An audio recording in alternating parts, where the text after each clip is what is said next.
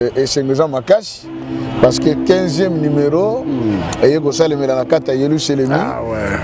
Dieu veut que nous puissions prendre conscience. C'est notre temps. Papa le Biango Tango Ezali, il y a Bissou. Il a dit ça encore, il a répété. Congo est n'importe quel mot. C'est le pays de Dieu, c'est le départ de l'humanité. C'est ici le pays de l'Éden. C'est ici que Dieu a planté les jardins à l'est de notre pays. L'est. Pourquoi Bitumbana Est? Parce que Nzambe tango asali Adam et Ève awa nankamba asilisi nde ayeko lo na jardin. Ah, gloire à Dieu parce que makambo ngata na le bakango bato te pasteur Joseph pe azoko exagérer biloko mususu. Mais lelo yo moko matoyi na yo témoin. Papa Simon ki manganga na alobi na biso polele ke mai wana ebima ke zaka ka mai te. Na pétrole, na mazout, na essence, na kérosène. Nous sommes et bimi barabe bakoma kabarishte parce que basa descendance yanan ya Abraham muto za alliance na Nzambe et non kalobi boye quand l'Éternel quittera les cieux pour faire sa demeure avec les hommes sur la terre, il viendra se placer au centre du monde. Mais place ngo po boye baké yango ezara bangomba misato alobi ngomba ya liboso esika Nzamba kovanda. Et si ka trône na ye ekozala banzete ekozala na ngomba wana ekaukakate awo kuti nzeta ukauka non alobi ngomba wana soko kiti na sena yango ogena kokuta mai ezakuna mai ya bomoi mai ya sima. La vallée où se trouve ceux qui blasphèment contre Dieu na premier poste de Shikaba Pesaki biso Mateya. C'est ici le centre, c'est ici la demeure de Dieu le Père, le Fils et le Saint-Esprit. Batubatika ko se pavané. Yango tata ki mbango azalaka clair. Alobaki tokotika la lingomba moko. Bokonzi ya l'État moko. Le kota pe kolobakaka moko. C'était de la gloire ici dans cette cité. Mais natamona zaka ndenge za lelote, ezaka bandako ya ba poto. Et le 12 septembre va débarquer le Belge. Chose étonnante, Papa Stemai. Bazo Kanga Papa Simon, le 12 septembre, le jour de sa naissance. Donc mon anniversaire, il y a des jours Bazo Kangaye. Le 3 octobre 1921, on décide que Papa Simon doit maintenant faire une prison à vie au lieu que Babo Maye. Mais Balobi, prison on a fait que nous sommes en Katanga. Ndeko Congolais Fongola na Matoi. Bakangi Tata Simon Kimbangu Nankam. Et si bakelaka Adam. Et si eye ko bimela Nzambe tata mwana pe molimo centre. Bakere na Banzangum. Mais direction wapi Katanga. Pona nini bataki kaka na avion te mbala moko bakiti na Katanga. Bana King, bana Dar es Salaam, bana Poto, bana Mokili Mobimba. Cité assez moko. Afrique Info avec Franck Stemai. Yandankala twende. X-Bass Marandura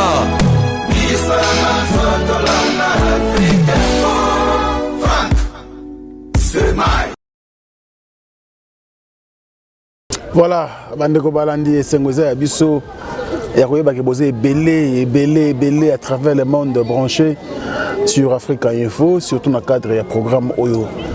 Émission Boyebi, programme de Chelibino pour Nakopanza Sango.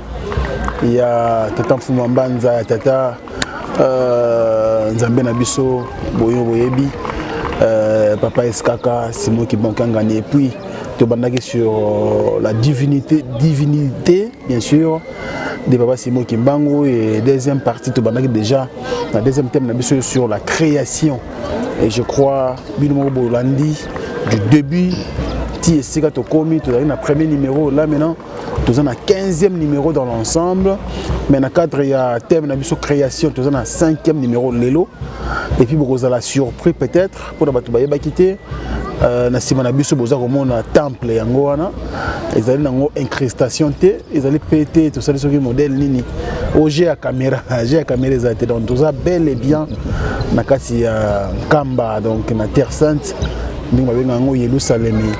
Donc tout ça vraiment à Jérusalem, Nouvelle Jérusalem, donc dans la ville de Nkamba, tout ça dans Katiawa. Et le programme Nyon sur les collègues qui toko mingi et surtout aussi bénédiction à Yemoko pour une émission où tous mukakoso à tous à sopi soyi à bois qui soyi alors bokende ko sala musala pour tango ekoki ya biso ba indo toye ba vraie identité spirituelle na biso. Et voilà pourquoi il a fallu quand même toute la grande équipe technique de l'Afrique Info et moi-même, Toya, en compagnie bien sûr de l'homme de Dieu, le révérend Joseph Abraham Kikonga Diamou, Toya Kosala Awa. Pour vous senga kibiso ango, bolobaki et puis bandeko merci. Surtout dans le Bonabiso au Suède, il me permettre que tous soient ma coquille royati Awa. Il faut encourager bandeko ba sala musala malamu ko papa nani. Bon, na katika la mukuse Papa Vianney. Papa Vianney, merci pour grâce na ya bonzambe a utiliser ndeyo pour disposer ba moyens et le ngona biso Kinshasa to komati awa na nkamba. Merci beaucoup et sungi biso mingi et nzambe azong cela au sensible donc oyo star geste pour na musala ya nzambe c'est que nzamba bossa na réalité donc voilà bandeko nyonso bolinga to koma nesika oyo ba coup de fil bobenga ki biso tout celle de notre mieux grâce bien sûr à Makasi na Moko Nzambe à permettre de revenir makolo ah donc 15e numéro yango tout ça qu'on enregistré liboso ya temple oyo na côté on le lomba la liboso na tongo na santi pena qui était dans un temple donc ça vraiment nouvelle Jérusalem je vous le confirme alors bandeko boza pe éparpillé à travers le monde et en l'occurrence V José Mulumba na gagné yo na ye awa liboso na yo mais ko bongiselo ka isika et ça va bêter na moni na zuba témoignage na ko bêter là le solo pour que motiver yo tant ko yana mama biso béni boya pe ko nyata mabele oyo pour so ko nyati yango te en tout cas ils qui to ko mingi alors 15e numéro et émission na bino boyebi et puis 5e sur la création yango ebandi alors boza la brancher comme d'habitude mutoza pété boza la ebélé c'était qu'on réagir après avoir regardé bien sûr cette émission l'homme de Dieu Mbote pasteur Mai. Ah, et c'est Ngoza Makasi. Oui, c'est Ngoza Makasi parce que le pendant la carte Jérusalem. Rêve mais comme réalité. Mboka Sika, Mokilia Sika et si que vandi tata Nzambe ko le super molimo centre. Donc c'est mingi, je crois que bande qu'on a biso mingi bazalaki na bosenga nango. Ah papa me bolobaki boke dans kamba na papa c'était Mai meka. Babaki oki chamtema Nzamba sala kalika munyo malamu na tango nango. Donc voilà que tango et puis c'est biso mais noté le bango de qu'on a biso la musique le bi papa ngana fouter bino transport en tout cas OK le ti dans kamba matondo pe nazo yebisa ye que message na ye et pas ya papa mfumandongo et comme très bien yo moko zaki temo na moni et puis maloba lobi za kitoko mingi voilà donc na ko benge si mato soranga na ye voilà tous allez awa et comme message je crois que to ko bondela comme ça to ko tana maman na dika to bondela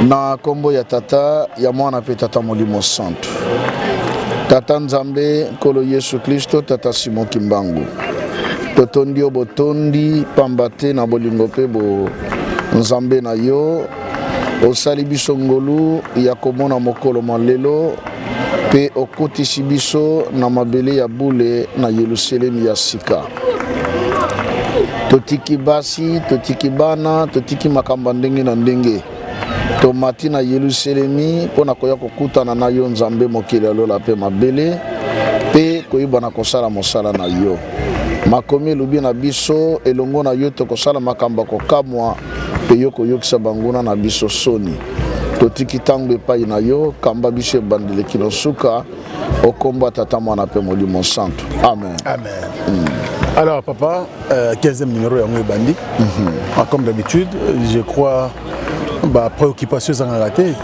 après chaque numéro 14e numéro bande balobagini bon c'est curieux hein pour cette fois-ci bande ko bazaka souvent yo question ah papa menini wana lobago na question ya mbalo yo c'est tout le monde qui dit mais c'est du nouveau oui donc tu as une sainte scène parce que ça d'abord précédé dans scène diabolique c'est que te comprendre pourquoi sainte scène et toloba qui bit autour de la émission ezali pona kofungola bato biso ba congolais to miyeba moto moindo amiyeba je crois que yo moko moni papa Stemai papa yambi biso bato ali boso pe et avec beaucoup de considération belé a solo na biso marambe belé na mozindo et yo moko mato ino témoin oyo ka mono connaît makambo ngono lo bakana bémission azongeli ko betela biso li solo ya roi Albert Ier. Donc pour bande ko kanza pasteur a kosaki to a se trompaki bino nde peut-être besoin na mo erreur. Voilà. Pour bande ko non papa ezalaki Albert Ier ezalaka Léopold III mais lelo tito sona papa zongeli ko lobabi te ezalaki penza Albert Ier. Le roi de Belgique oyo papa Simon Kimbangu nako bimisa na président na Allemagne.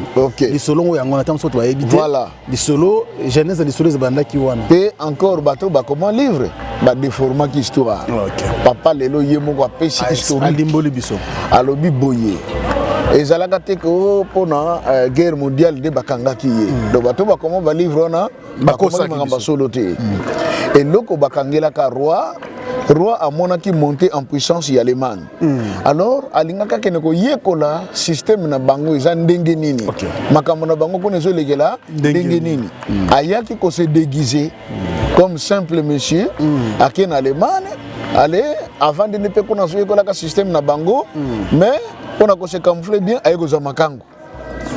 Ndetanga si makangu bon bavandaka jour moko tango balali ya longoli lamba or na loboko ne azaki na tatouage bacha en tant que roi Albert Ier bakoma moi si atalabi donc makango no zakari nzoki za roi eza mutapamba te et tebi baris ndenge baza moi si na kepe cette information yango sale ke bakangaki Albert Ier bache na prison zaki na seya mabele nde na tango bachaki ye c'est alors que sango kendeki na Belgique ke roi na bango na Allemagne basani ni bakangi ye alors quoi bakangaki ye moyen musu ezalaki te papa lobi yango polela bi babundi bamoni ke moyen zate la seule personne azaki na makoki ko bimsa roi Tata Kimbangu yango bayaki ti nakatanga pona koyo ko luka Tata Kimbangu akeno bimisela bango nani roi Albert Ier mais balobi no yaka kachito ke debiso to ye na avion habité kanena lo bango la fois passé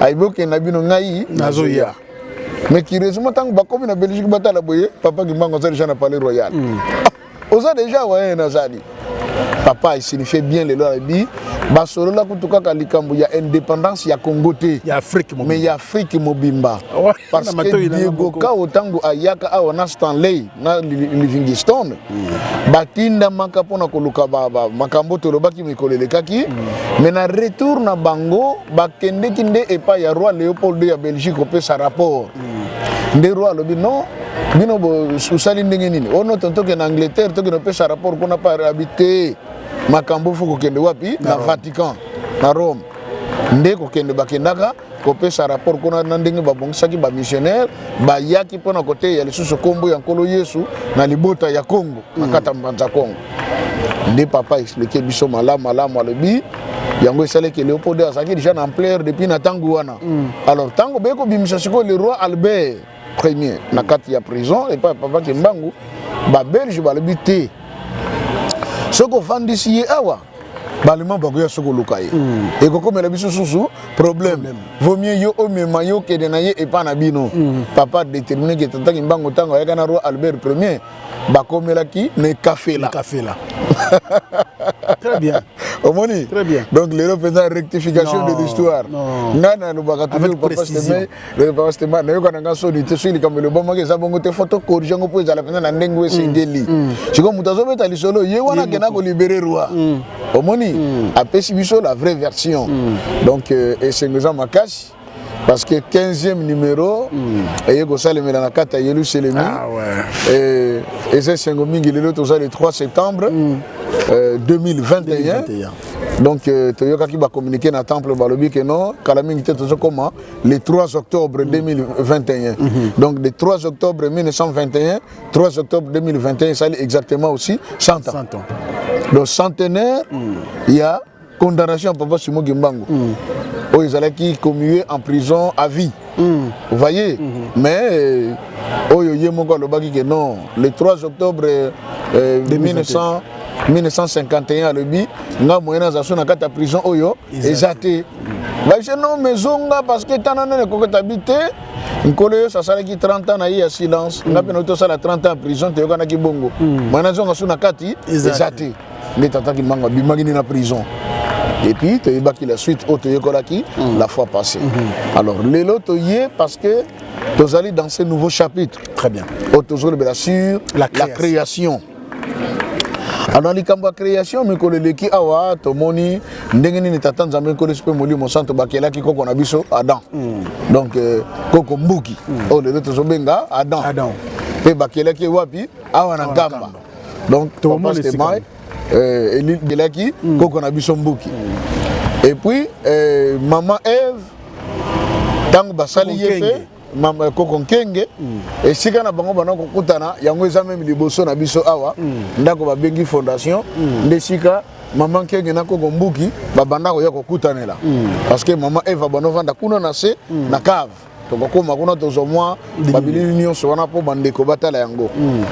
Alors, le lotoye, nakati ya 15e numéro oyo, tonto sala la continuité. Ya makambo to bandaki parce que tolobi Bible zali clair que mon peuple périt faute de connaissance. Parce que biso to on a besoin qu'on zala kaka ba ignoranté. Il faut makambo toye bango bien. Parce que tant que tu yebi makambango bien, tu vends les bien et qu'on permettre biso que mutu moya ko kosa biso de susu ezate. Et puis papa le bino biso polele habitango to komi eza ya biso. Pona ba mindele makambo abu pia pe batikali kaka na likambo moko. Papa le batikali kaka na likambo moko. Soki kaka ba saleli likambo wana makambo so pe esili nango. Et d'ailleurs bakoko ya sikoyo ebele awa. Et papa c'est moi qui manque ngani ayebisi biso lobi bobangi moko kaka azana ngo. Bisika ya kolalisa bato wana. Mindele bakoyawa. Moni bakolala na wapi na mitu kato bakosopa na ebele. Et puis papa lobi na biso ki tomonaki na fête ya centenaire awa. Oui, uti ko le kapona ouverture à musée, bato musu balala ki même tina kata ba jib. Siko papa bobangi ne yango wana. Donc en passant, na lancé pembela na bande nyonso à travers le monde. Que ce soit ba konzina biso, nkamba eza na besoin sala nini etungama. Donc muto za na makoki ndeko ko hésiter ya kato tonga nkamba parce que ça na kati a besoin ya papa. Arabi tango ekoki. Donc omoni papa seulement eloko na na comprendre ngo boy. Eza lokola papa Stéman a organisé une grande fête. Ma coquille a organisé fête. Ezali. Mais salle de fête, ezate. Très bien. Très bien. Donc ma coquille venait ça nango que fête il faut ça organiser mais salle de fête c'est quoi yamba nombre à bateau wakoya ezate. Chiko ezo senga ke to chama beaucoup pour que salle de fête voilà. Donc ezab mambela ndeko nyonso tata maman à travers le monde bisiko zali yeba que papa ça na besoin de ton nkamba pona ko yamba pona ko yamba les toi na papa voilà ça ton ko lazo sunga biso na ba photo OK et ça la bien exactement donc nkamba ça na besoin maintenant et ton gama wana ezali juste te passer communiquer parce que papa a présenté biso besoin wana très bien moni et lelo tonto koba kolobela likambo to bandaki ya création. OK. Mikolo leki tant to lobeli likambo ya kokelama ya kokomboki na maman Kenge donc Adam et Ève. To yepe kolobela likambo etalaki l'arbre de vie. Si manango to lobelaki l'arbre de la connaissance du bien et du mal. Nde à partir ya arbre ya connaissance ya bien et mal. To yeko comment on essaie de comprendre pourquoi kolo yeso salaki et loko to bengi saint. Parce que dans les jardins d'Éden, et les gars qui la scène est diabolique. Oh, il côté si mon kili n'a pas. Et papa le bien a dit, tant que qu'on a vu ça dans un bateau, ça qui nous embête, c'est le contraire. Ni n'ayez, coup frappé, maladie. Donc pas ce côté dans mon kili. C'est que le long zamba a besoin, azongi sa biso ne si kana biso ya yambo otozalaka. Or, poto zonga ne si kana yambo otozalaki, il faut tozonga na bomoko na yeta tanzambe. Et la seule chose, oyo et je sais que tout ça na bomoko na nzambe et sécurité ya liboso na ye to sala makambo ya zosenga biso to sala et to ye kolaki awa que la vie éternelle peut kota na kata mutu lokola to liaka semence mabe il est question que chacun de nous aliana nous nzoto ya nkolo Yesu amela pe makila na ye pour que oyo ya mabe to liaka esa nini elongo na kata na biso tongu ya nango esila nde lelo to kutani to ça la continuité Parce que badeko mingi batona kinga papa c'était mal. Abi papa, olobeli makamba ba arbre tout ça mais jusque là tous en confusion entre l'Éden et le jardin d'Éden. Tous baté est-ce que ça biloko mi balé, est-ce que ça kaka eloko moko wana. Nana signifie que le babou papa c'était mal. Il y a une différence entre le jardin d'Éden et le pays de l'Éden ou l'Éden. D'accord. D'accord. L'Éden en soi c'est l'Afrique. L'Éden. OK. Donc na kombo oyo nzamba ibela kiango. To bengela kiango. Or Eden on lingela sa délice. Et si que ça makambo ya bien. Et si que ça makambo kitoko. Et si que oyo vie eza kitoko. Omoni. Yango moni que Foster na lo bakiango la fa passer. Foster a le binini, les jours que nous aurons une Afrique sans les Africains. Ce sera un véritable paradis terrestre pour nous les blancs. C'est-à-dire, à se reconnaître que l'Afrique est regorgée et le Komoko Kitoko, Makamunio soit bien, et ça n'a qu'à Afrique. C'est ça l'Éden. Et cet Éden, Nzamba Banako symbolise encore plus dans cette grande partie du centre de l'Afrique. Parce que le temps que tu as Éthiopie, tu as moi, Mboka, Oya Mukikuna, l'Éthiopie de l'époque, Katiopa, c'était le centre de l'Afrique. Katiopa. Or, Katiopa signifie seulement le peuple à la peau brûlée, donc Biso Bayindo. Ok. Omoni? D'accord. Biso Bayindo, les Éthiopiens, c'est nous. Alors maintenant, Bible est claire. Dans mon Genèse, chapitre 2, Otobanaï Kotanga.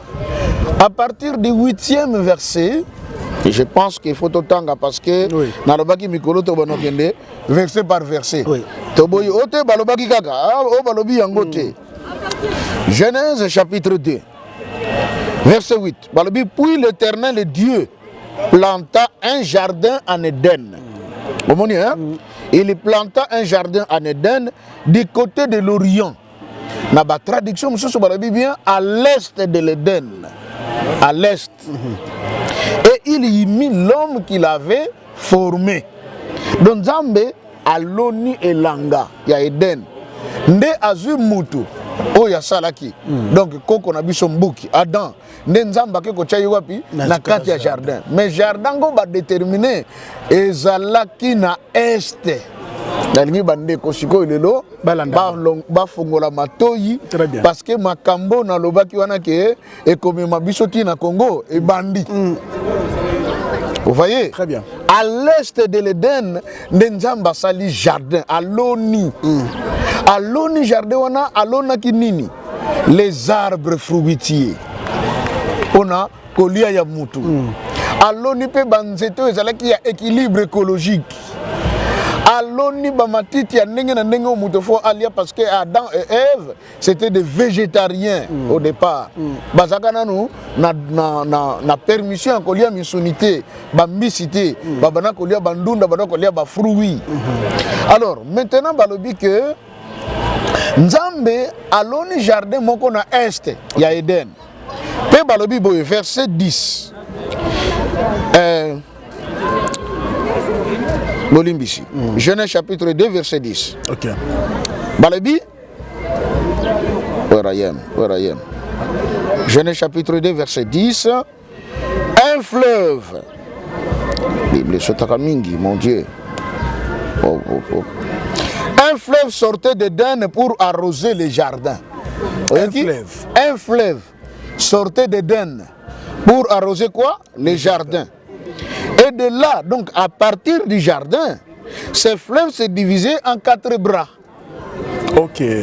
Vous voyez? Très bien. Fleuve et bimeli na kat ya Eden. Mais mission ya fleuve ezali pour arroser jardin. Et pourquoi arroser jardin? Parce que les bandelitango nzamba keli mokili. Mvule banako beta na noté. Bible est claire à kolobake, une rosée sortait pour arroser tout ce que Dieu avait créé.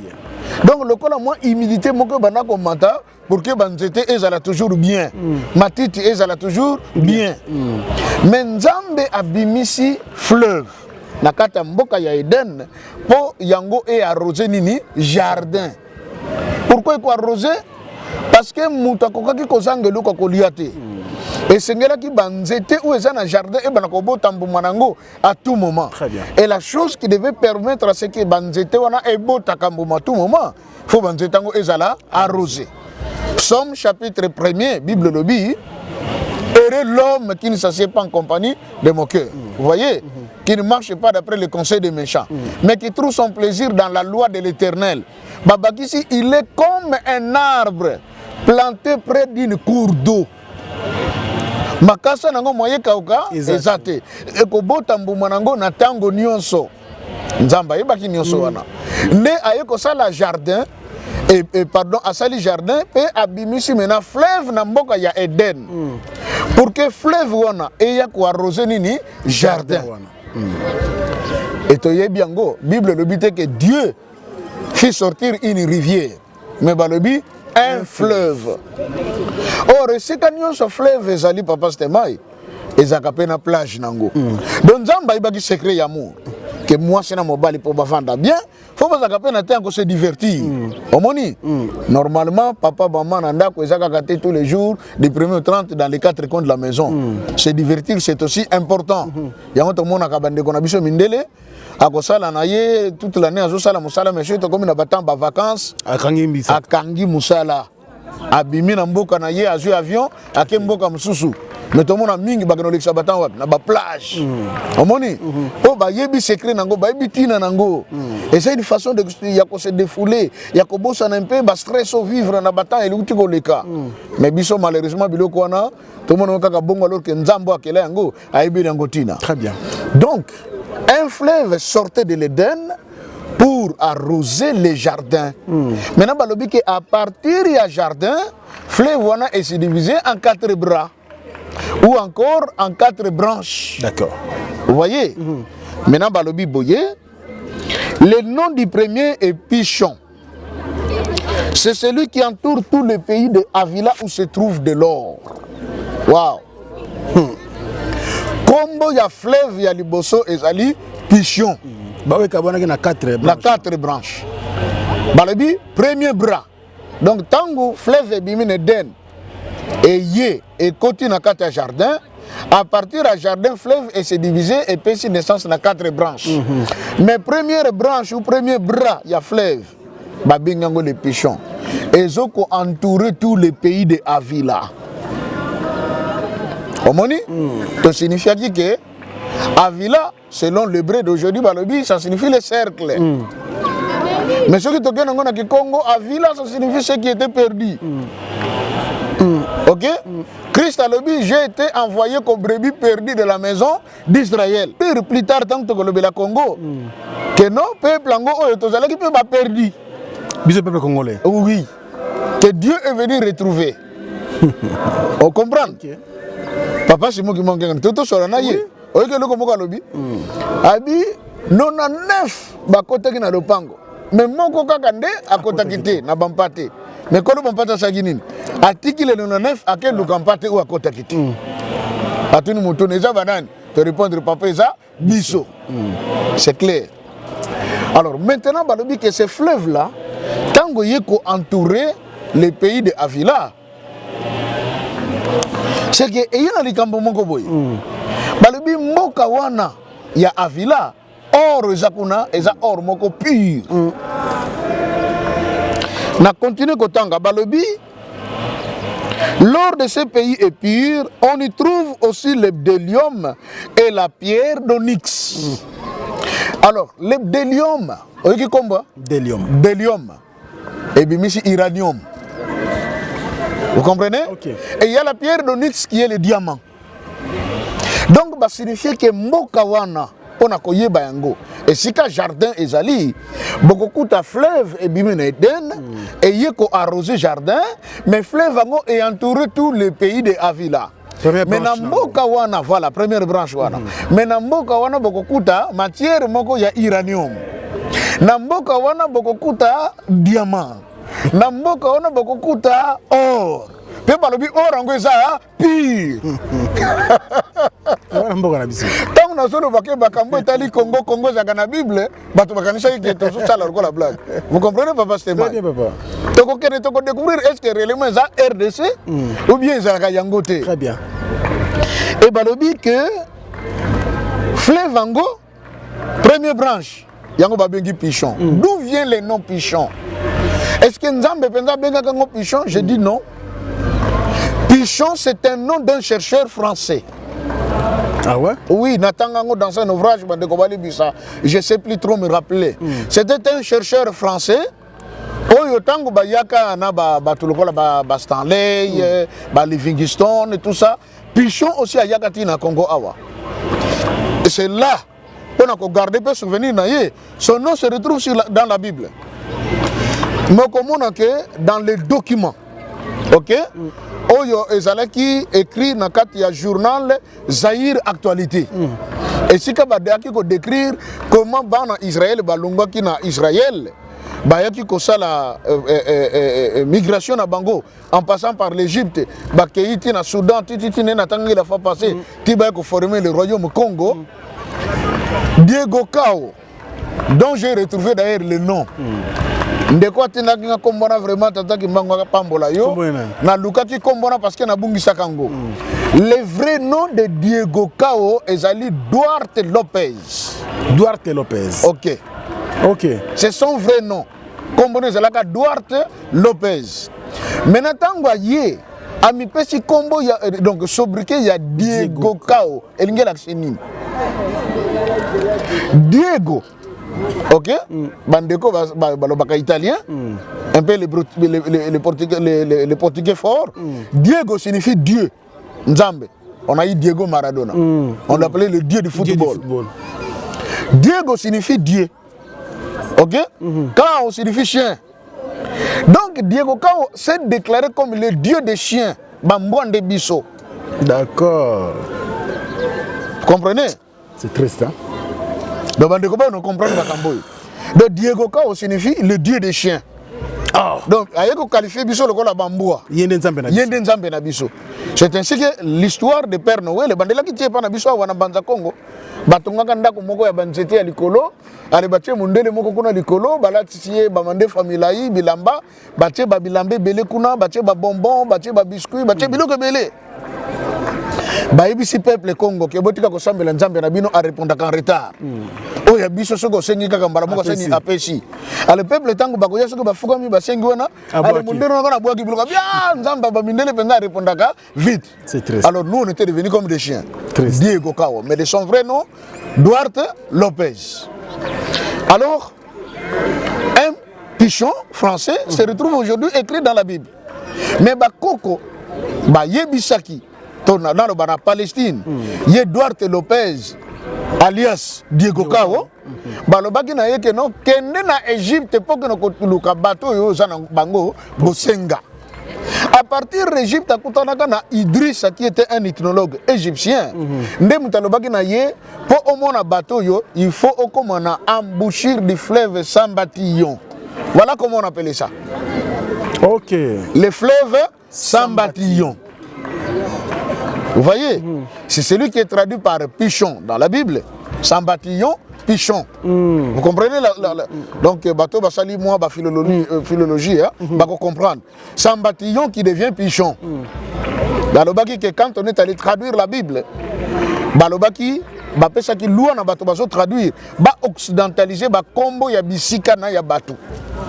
Ainsi Sambatiyon devient Pichon. Pichon. Et aujourd'hui tozobengango fleuve Congo. Vous comprenez? Très bien. C'est ce fleuve. Ndeye Duarte Lopez, alias Diego Cao. Tango komi sikoyo na soyo bayaki bakomi na mbushir. Nda kutaki bakoko na biso atuni awa ezali nini. Oyo mboka nini. Komi yaba lo balangue mususu bakoko na biso basolo balangue mususu. Ah bango bakanisi ka surtout na nini alibi eza nzadi. OK? Na Kikongo nzadi qui signifie le fleuve. Lui il entendit encore que c'était Zaïre. A commis un document na ye que to commis na contré moko kombo nango Zaïre. Yango eza Zaïre wana tilelo nangola. Je l'ai dit la fois passée que Manza Congo se trouve dans la province du Zaïre. D'accord. Vous voyez? Alors le mot Zaïre bakutango na mikanda. Il y a Duarte Lopez Et c'est le nom qui a été également emprunté par le président Mobutu pour débaptiser notre pays, qui a quitté la République du Congo vers la République du Zaïre. Mais c'était en soi Nzadi. Vous voyez, Nzadi qui devient Zaïre. Alors, balobi na Bible awa que ce premier fleuve entoure tous les pays de Avila. Ça s'appelle le Pichon. Peut déterminer où se trouve le pays de Avila. Nini ezakuna na mboka na Avila. Il y a la matière, l'uranium, il y a le diamant et il y a l'or. Wana oyo bango bayebaka. To oyo nzamba signifia ki bango. Nzoka biloko zaki nango ebele. Vous voyez? Alors, tu continues. Verset 11, balobi, le nom du second, ok? Du second fleuve est Guillon. C'est celui qui entoure tous les pays des couches. Or, quand on dit les pays des couches, c'est l'Éthiopie. Ok? Non seulement cette Éthiopie de Messie allié, c'est l'acier. Je répète encore. Couche, c'était en soi l'ensemble de l'Afrique centrale. Les grands lacs, c'est les pays de couches. Ce nom de couche, c'est Nkusu. Traduit par couche. D'accord, Nkusu. Nkusu. On a fait Nkusu à Kinshasa. Nkusu. Vous comprenez? C'était ça le nom. Alors on dit Nkusu. Oui, Bankusu ou quelque chose comme ça. On dit ce deuxième fleuve qui s'appelle le Guillon entoure les pays de couches. Alors Guillon c'est une appellation oyo bango bâtier, mais lelo yango to bengi le Nil. D'accord. Vous voyez? Maintenant le Nil, ils ont trouvé source nango wap. Le Nil tire sa source chez nous au Congo, en province orientale. Oui. Na ramification, il y a lac Tanganyika ndenge continent et que kobote la biso lac Albert, lac Victoria, lac Albert et tout. Et kuna na suka nango ebimise le biso le Nil pardon, Nil et continent Uganda, Uganda Kenya et bote lac Victoria ti eleki Éthiopie, Érythrée et Soudan ti yango e komibwaka wapi na Égypte par dans la mer Méditerranée. Vous comprenez? Très bien. Nesika yango tu veux découvrir. Alors, ce second fleuve qui est le Guillon, c'est le Nil. Mais d'où vient encore le nom Nil? Comme il y a Nil, c'est tiré de la langue bantou ou de la langue hutu. Nil, c'est Nila, qui signifie Nzela. Nila. Nila, na Kikongo Nzila. Vous voyez, Nzila, Nila qui devient le Nil. Parce que bango on traduire ba combo bien té. So batuni bango Nzila, Nila, ils écrivent Nil. Ainsi on parle aujourd'hui de la montagne de Niragongo. Mais c'est pas Niragongo, Nila Congo. Le chemin qui conduit au Congo. Nzila Congo. Nzila Congo. Il y a une chanson antique, Nzila Congo. C'est mon oncle qui a chanté ça. Ok. Kwanzambi Toko. Voilà. Au moins que coïncidence, c'est la carte. Oui. Exact. Au moins. Donc, Nila Kwanzambi Toko. Exact. Nila Congo qui est devenu Niragongo. Et ça, Nzila Congo. Et pourquoi on appelait ça le chemin? Makamese Bela Koloba na place oyo. Donc vraiment omoni papa c'était mal. Bakoko na biso oyo bakene kotonga Égypte bautaki na Congo. Vous voyez? Oui, toujours na temps ya to côté ce qu'on attend Noé. Oui. Omoni? Bautaki na Congo ndenzela o bango balandaki. C'est le Nil, le Nil, Maï, jusqu'à ce que va se retrouver na Soudan et puis plus tard en Égypte. D'accord. Vous voyez? Très bien. Alors, c'est Nzila Congo qui est devenu Niragongo. Mauvaise traduction. Alors, ce Nil, c'est ce qu'on appelle le Guillon. Et quelque part dans les livres de chroniques, même on dit que le roi Ézéchias, c'est lui qui avait détourné les eaux du Guillon. Tango Azo Salissa. La grande piscine, ok? Il y a je crois que c'était depuis la piscine de Bethesda, a sali que a dévié il y a Guillon pour étika kokota directement kuna. Yango to moni lokola que Guillon et Keneti et Katani, ou Katanité. Ça a été dévié par le roi Ézéchias. Vous voyez? Très bien. Alors, Bible peut sa situation géographique exacte où se trouvait le paradis terrestre. Et je viens le confirmer ici. Que le paradis terrestre, paradis terrestre, c'est l'est de la RDC à partir du Katanga. Sérieux, pasteur? Je suis sérieux. Donc, on a encore avec un autre verset biblique. Bible. Vous voyez? Papa Simon Kimbangu, c'est ici en Kamba. Tout le Bakazalaki na Mboka Babengi Mbanzansanda et si Kassalaki prophétie le 10 septembre. Malobaki, il faut que le voleur soit attrapé avec l'objet qu'il a volé. Vous voyez? Alors, ce qui ont retrouvé que Congo est dans la Bible, c'est que la Bible est dans la c'est notre histoire, c'est notre parole. Vous voyez? C'est profond. Les pays de Avila, Togoye Bapé, qui est Avila, dont on parle ici. Parce que les Kambomoko Zawana à propos, il y a Avila. Ok. Mais tout ce qui est malin, malin. Oui. Depuis que le second fleuve s'appelle le Guillon, qui entoure le pays de Couche. Or, le pays de Couche, c'est l'Éthiopie. Vous comprenez? Couche, un Koussou qui est l'Éthiopie. C'est en Afrique, déjà en cité. Mais on nous a dit dans le passé que le paradis terrestre était en Asie. Bon. Mais comment paradis terrestre que nous allons en Asie au moment où on dit que le second fleuve se trouve en Afrique? Confusion. Et le premier fleuve également se trouve où? En Afrique. Donc c'était un mensonge. Ce qui est lié, et ça peut être lukuta moko oyo bachabiso. Vous comprenez? Très bien. Les historiens, les géographes et tous les autres balobinini, que sans le Nil, l'Égypte serait quoi? Un désert. Mais moi je viens rectifier. C'est sans le fleuve sans bâtillon, c'est sans le fleuve Congo que l'Égypte serait un désert, parce que le Nil trouve sa source dans le fleuve Congo. Biso nde toboti Nil. Soki gouvernement na biso lelo tata mokonzi mokana lebi bon pona ko suki sa tembe siko baye bake makambango nyonso ute pa na biso tozo tonga barrage moko munene na province orientale tokanga mai wana eleka le société papa c'était mai ni le kokauka. Vous comprenez? Très bien. Tomoni yango le gouvernement éthiopien bayokani et le gouvernement kenyan, je crois, pour passer un grand barrage hydroélectrique au niveau Éthiopie. Déjà, Égypte s'est pélaté, Soudan s'est pélaté, pour batailler débit à maille et créer déjà moi ma petite guerre Mokoboye. Or, ces eaux qui coulent là-bas proviennent du Congo. Ça vient de chez nous. Et tu connais pourquoi? Quelle est l'importance de cette eau qui coule, qui provient du Congo et qui va jusque là? Vous voyez? Très bien. Le Congo, c'est le pays de Dieu. Le Congo, c'est ici qu'ont vécu nos premiers ancêtres. Le Congo, c'est ici que se trouve le paradis terrestre, l'est de la RDC. C'est la raison pour laquelle tout le monde a guerre, des troubles à tout moment. À tout moment. Pourquoi aussi pourquoi cette guerre-là? Est-elle seulement politique ou il y a aussi quelque chose de spirituel? Vous voyez? Parce que Nzambe tango asali Adam et Ève awa nankamba asilisi nde ayeko lo na jardin. Abi bon, je vais vous placer où? Dans le jardin.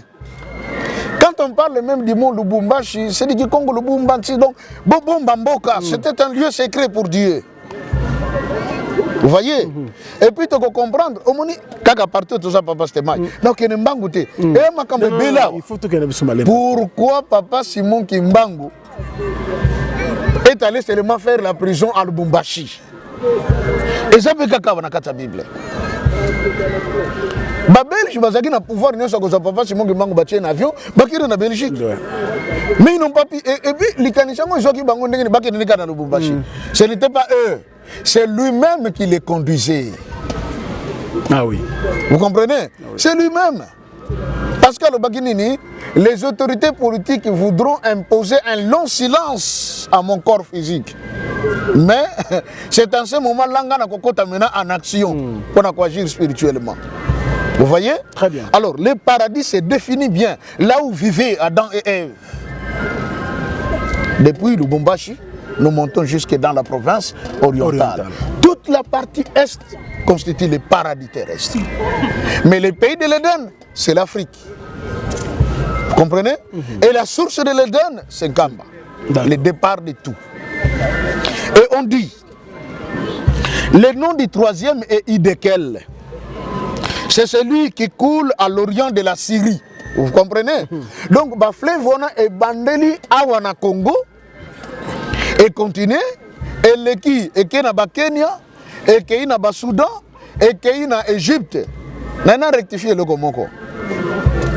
Bisoto kanisaka Égypte zakana likolo, bisoto zakana se. Non, c'est faux. Bisonde toza likolo, Égypte zakana se. Parce que maye mataka ngombate. Maye saka nini? Ekitaka. Or, l'eau qui se trouve en Égypte vient du Congo. Vous comprenez? Très bien. Et le Congo, ce qui total bien, positionne en go, à ça comme une voûte. Parce que même Maïkaka Oyo et Outina Congo, par la province orientale, et Kei, Tina Égypte, ce que kuna na Katanga, na Balualaba, et Sika source, il y a fleuve Congo et Bandeli, Maï Moussou se coulé et Kena Zambie. Oui. Vous comprenez? Oui. Dieu a déjà donné une position au Congo. C'est une position de domination, une position d'élévation. Mais le grand problème, maintes reprises, ce qui situation vivre dans le Congo, vivre en Boye, parce que nous sommes sous la malédiction. Lié à quoi? À quoi, pasteur? Tu comprends que Nzambe te. Tu fingi Nzambe, tu beti Nzambe mabanga. Nzambe onani. Tata Simon Kimbangu, je l'ai dit. Répétant le sous peut-être parce que Bandeko Baye Biango te démontra qu'il est clair et net. Il est le Père Esprit Saint. Nakati na ye ebimi Dieu le Père qui solokele lukelo Charles Daniel. To signifie qu'il même combo na ye. De lui est sorti le Fils de Dieu, le Christ. Papa Salomon Dialungana Kiangani. De lui est sorti le Saint-Esprit, papa Diangenda Kuntima, Joseph. Or, tant que papa Diangenda, tu es Mabanga, tu bêtis. Et les Congolais frappent leur propre Dieu. Et vous voulez que le peuple soit béni? Ou le pays soit béni? Non. C'est ça le grand problème que nous avons. Vous comprenez? Très bien. Nzambe a accueilli d'abord même Congo dans une position d'élévation. De manière à ce que Bissoneto va servir Batumoussous. Mobutu Tangoye a dit un père est égal. Servir et non, c'est servir. Ah, mais ça disait beaucoup. Malheureusement, au lieu de servir, ils se sont servis. Malheureusement. Vous comprenez? Très bien. Maye Wouté Panabiso est quitté l'Égypte. Yangona Lobaki na bémission Leki. Les pharaons, ça c'est une appellation grecque. Mais dans sa vraie appellation, on les appelait les Nassout. Nassout. Nassout signifie les rois qui règnent sur l'Égypte, mais qui sont venus du sud, là-bas. Baouti kuna bayende awa. Papa d'Angena banako loba toujours. Ba pharaon nyo sokutu bana nangaye, bazalaki na bango bazairwa. Vous comprenez? Oui, parce qu'ils sont venus du Congo, les pharaons. Mayele est développé mokile outi na Congo. L'os du Chango, Bakutiango na Congo, Yango est naissance na informatique, et naissance na mathématiques. L'écriture est venue du Congo. Mandombe.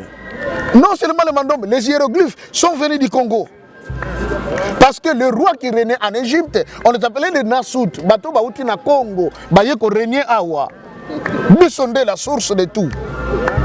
Et dans le Biango, nous sommes tellement haut placés que malheureusement, pour n'avoir pas compris Dieu, nous nous retrouvons au bas de l'échelle. À qui la faute? À qui la faute, pasteur? Vous savez, hein, tout ce que vous êtes en train de dire, peut-être aux autres Bango, ils ont la matéa. Et pour le Bandeko, ils ont la révélation. Oui. Pour le Bandeko Moussoussou, ils ont la interpellation. Ok. Nous avons oui.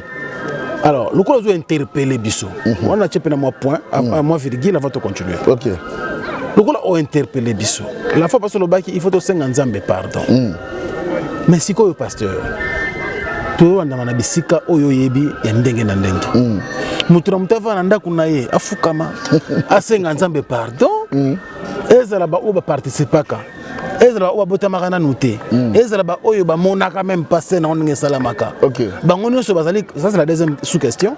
Bangono so bazali ka concerné, ceux qui bazali concernés ou pas. Mais Que doit-on faire pour que tous ces Nzambe on a parlé? De quelle manière? Pour pardonner comme il a. Merci Papa Stémaï, très bonne question. Au moins, à travers le monde. Papa Stémaï, c'est un professionnel. Merci. Papa Stémaï, c'est quelqu'un qui est inspiré. Merci. Une très bonne question. Tozongi un peu dans le passé. Il y avait une ville qui s'appelait Ninive. Vous voyez, Ninive, Mokona, Masumu Kolaki, Mabe Kolaki. Mais besoin Nzambe Zalaki te yako détruire Ninive. Parce que même la Bible le dit, Dieu ne se plaît pas de la mort de celui qui meurt dans le péché. Pour ça, Nzambe Zalaka, ceux qui m'ont dit na masumu, abongo la motema, asala bolamu, ponzamba sanini, asepela. C'est-à-dire, pour te comprendre, nous on a en toute facilité, Papa Stémaï. Lelo oyongana yotozali, père de famille. Est-ce qu'il y a un kondi make moi na oyongana boti? Na boko lié parfois na pasi. Bon, na mona siko abebi na ya comment momeli diamba, a comment invorien. Vous comprenez ça? Na koluka nini? Atika biloko na azonga na bonne vie parce que je vais aussi tirer profit en lui d'une manière ou d'une autre. Très bien. Donc Nzambe tango keli biso besoin na ye ezateke à détruire biso. Son besoin le plus ardent c'est d'être à ses côtés, vivre avec lui, se réjouir à tout moment avec lui. Omoni, siko na Ninive masumu elekaki. Nzamba tindi le prophète Jonas kende ko yebisa peuple wana masumu na bango mati ndelo nazoko kanga le société babongwana basala quelque chose pour ngana zara besoin de détruire bangote. Qu'est-ce s'était-il passé? Jonas a qui d'abord to histoire, mais la finalité il a été vomi par les poissons, il se retrouve dans Ninive. Mais tant que Jonas a teyi, vous savez ce qui s'est passé? Message quotidien na mato ya roi. Roi apesi loi na mboka mobimba. Alors bimba kambo yo baye ko lobana biso eza mozindo. Ce qui to sala erreur na ngai moko na biso nyonso peuple to sanini tokosila. A programmer jeûne et prière pour toute la nation. Tina babibwele. Likanise ute banani? Pas mokonzi. Mokonzi ya mboka. Tangu baleli pa ya Nzambe. Nzamba yokelaki bango mawa. Alimbisaki bango. Pour révéler Papa Stémaï. Ninive ya kala yango Genève ya lelo na Suisse. Omone babanka mokili ndenge tondi. Sérieux? Oui, mais je l'ai appris de la bouche de Papa Dangenda. C'est Genève qui est Ninive qui est devenu Genève. Maintenant, mindele ba yeba ba secret. Wabi ke mboko zakana li pamboli parce que mokonzi ami kiti sa mabele ba mela mabele te. Mawo ya Nzambe se kita na mboka oyo. Awa trouble moyen zala ezate. Yango moni na Suisse, baza na armée te. Ils n'ont que la police. Pour na komeka ko réguler mon situation. Guerre pèse à la kate. Toutes les grandes banques mondiales se retrouvent où? En Suisse. Ah, c'est vrai. Si ko Nzambo asala gali kambona na Suisse asa incapable ko sala ngona Congo na mboka na ye. Peuple na ye. En 2017, 2018, Papa Simon Kimbangu Kiangani Nzambe Molimo Mosanto a lancé appel à Lobi Boye nazo luka nani akoyako senga bolimbisi. Évitez pourquoi alingaki to rebondir sous na likambo. Nani akoyako senga bolimbisi. Pour ça Papa Zali to senga bolimbisi na mabe oto salaki mais ko banda d'abord na bakonzi. La nation ressemble à une famille. Mokonzi ya mboka azali le père. La nation elle-même c'est la femme. Les peuples sont les enfants. Mais pasteur, question fronto na yango lisusu. Limbisa ozo continuer na. Bakonzi, ce qui est vrai, total amara. OK. Na yebi même président c'est dans Narabiso. OK. Mais est-ce que mon contrôle de décision à travers cette émission ou faut pas la saisir officiellement lettre mogo wuti penza awa na Yerusalem comme li mokonzi kuna ou bien les kanisi pour ça makanisi zo kopesa. OK. Et ça makanisi kitoko. OK. Mais na procédure on to ça ko luka mokonzi pozo les kanisi wana mokonzi ye moko afanda azwa décision a décréter nga sala ki a passer ça ki prière ou bien mokonzi na stade de martyr. Oui. To 50 ans bulimbi c'est mokonzi na kati.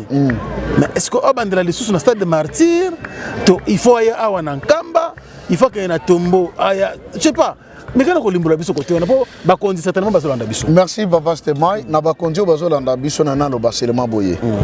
Je sais que ma voix ne pèse pas. Hein, elle est tellement moindre. Mais je parle en tant qu'envoyé de Dieu le Saint-Esprit.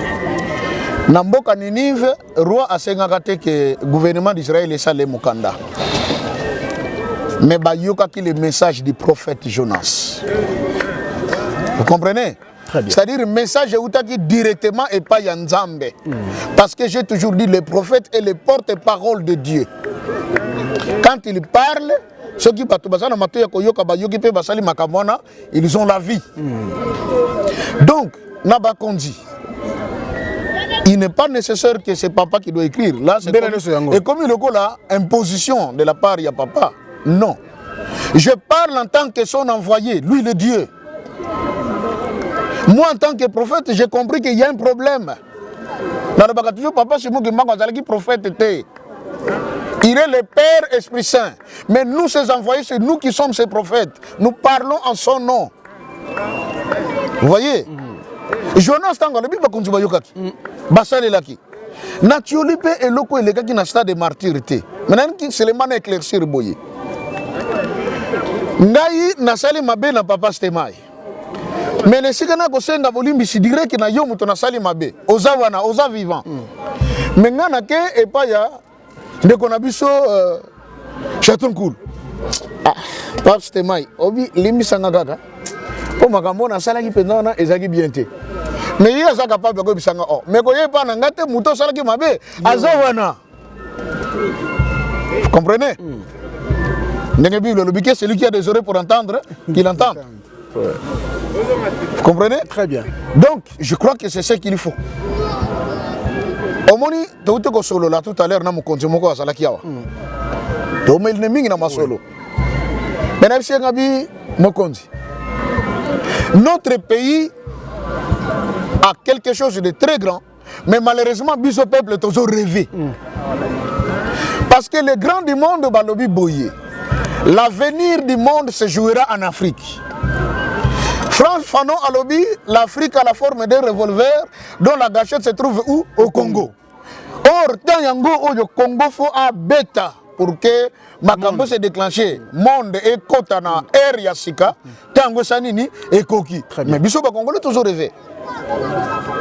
Vous voyez? On rêve, on ne comprend toujours pas que le temps est déjà là. Il faut pas, les Français disent, il ne faut jamais ramener au lendemain ce qui doit être fait aujourd'hui. Ça s'appelle la procrastination. Ok, merci beaucoup. Vous comprenez? Bissot doit vivre ce qu'on a système. Or non. Dieu veut que nous puissions prendre conscience. C'est notre temps. Papa le Biango Tango Ezali, il y a Bissot. Il a dit ça encore, il a répété. Moni Papa Stemai. C'est que Congo est n'importe quel mot caté. C'est le pays de Dieu, c'est le départ de l'humanité. C'est ici le pays de l'Éden. C'est ici que Dieu a planté les jardins à l'est de notre pays. L'est. Ça signifie que le Congo. Pourquoi Bitumba na est? Et bien que Nicolo Satana a tout qui t'attend Zambé. Après yo ezanga. Oh non que ne ko tout nakolo Yesu mwana na ngabi. Ah ozakana mwana. Akekuna ote makambo tout na molimo santo na baye. Donc na 4e position. Ah Simbate. Parce que le besoin du diable était quoi? Ah, c'est la deuxième. S'il avait appris qu'il était la deuxième personnalité, c'est de faciliter la balkanisation céleste. Il y a une partie à régner. C'est ainsi que dans Isaïe 14, on a bien dit, je me lèverai et je placerai mon trône au-dessus des étoiles de Dieu. On a besoin de Satan. Ce qu'on a dit que qu'on a Nicolas Simité Bassani ni babua qui est na mokili. Or, na Ézéchiel 28 ototanga qui pona koye ba Satan. Ndengeni ni asale makana likolo, makabuni ne legaka kuna. Balobi, il était un chérubin protecteur aux ailes déployées. Il vivait dans les jardins de Dieu. Wap na likolo. Mais tant que babouaki ekokutake na mokili, nzamba sali jardin. Mais azum mutu asalemi na poussière mabele na potopoto, ndaza na jardin. Le kunya. Satan le bin non ko sali matin. Mais ko sali matin, ndakuna babengana kanga. Boyo zakana kati yepe fo babengana ye. Comprenez? Très bien. C'est la conspiration du diable qui ça Ève pour que Adam et Eve fassent un jardin. Tant Tango ba bengani, nzamba zwaki ba chérubin a tchekona avec des épées. Satan dit voilà, tokokani. Mais le koni ne baisaki. C'est le plan salvateur de Dieu. D'envoyer son fils Jésus parce que ça a été dit dans Genèse.